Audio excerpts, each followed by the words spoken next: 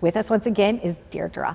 Welcome to the show, my friend. Thank you. So happy to be back. And there's some new changes going on in your life because someone is looking for a first home. Who is that? Yes, my daughter and her husband are in contract to purchase a home on Long Island.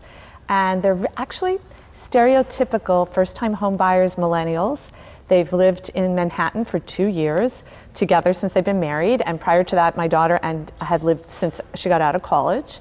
And they're ready. They're ready to take that leap from the city to the suburbs, and they're not alone. There's so many people going through that. So many. This generation is finally ready to buy their first home.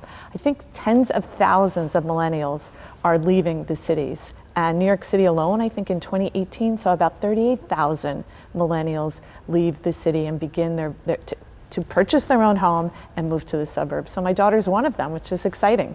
What were some of the things that you feel that they most need to be prepared to get that first mortgage, right? Like financially, so they see the home of their dreams, they're ready, they want to do it, they want to move in, they like the garage door, they like the front door, they like the way the windows look, the backyard, exactly, some green grass. So what are some of the financial papers that they need to gather in order to go get that first mortgage? Well, they need things as simple as their social security number. They need all of their tax returns for the past couple of years. And they need documentation that they are actually employed and other things. A mortgage consultant can give them the full list so they're ready to go.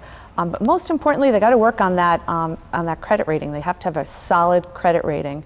And they also need cash in the bank. So they have to save their money so that they have not only cash to go for the down payment, but they need to be able to close at the end. And that's about 3 to 5% of the selling price of the home. Okay, so if they're going to do 10% down, they still need, like you said, the closing cost. And you're right, a mortgage consultant can help them through that. And then having a key real estate agent, working with the right agent. So it's a combination, a whole team. It's a team. That can help put You need a things team. together. You absolutely need a team. And the more that you have that support mechanism with you, the less stressful the whole process is, because it is stressful. Do you remember the first time you bought a home?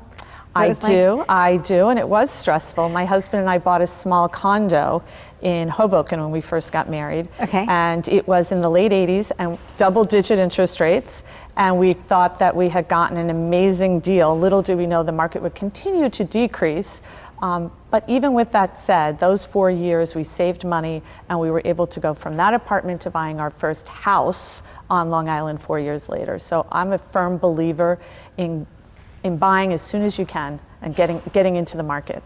What are some tips that people should look for, first-time home buyers, when they're looking at a house? What are, there's like inspections and things like that. Well, what do they need to do? All right, so say you fall in love with a house and you're ready to make an offer and you have met with your mortgage consultant, so you know what you can afford. You work with your real estate agent to put forth an offer. And an offer has to include all of the terms, and the more solid your terms, the more likely your offer will be accepted. Of course, first and foremost is how much are you willing to pay for the house?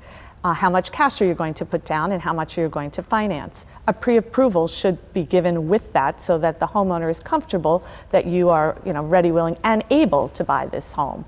And then things such as when you'd like to close. If you're going to have an inspection on the property. And of course, we always recommend an inspection on the property. And so those are the basic items that you would need to put forth in an offer. Well, it's interesting. So once you put the offer in and then it gets accepted, I do know one tip. You should not change your job, right? So important. Yes. All of a sudden you're like, wait, I'm getting a new house and now I've got a new job offer. No. No, you should just keep everything the same until you get the key in your hand and then make those changes. And even big purchases. You shouldn't go and buy all new furniture and take all your cash and use it before you close, because the bank is going to want to see a certain amount of cash in the bank at the moment of closing. So no big things. Correct. Correct. Thank you as always for joining us. And these monthly segments, I learned so much, and I'm excited because I have a son who just got engaged this year too, and I know that they're going to eventually be first-time home buyers too. So thank you very much, Deirdre. And we love when they come back. Oh yes, indeed, right? Good. Thank you. Be well. There you go. If you have a real estate question you'd like us to answer, feel free to send us an email. We'd love to hear from you.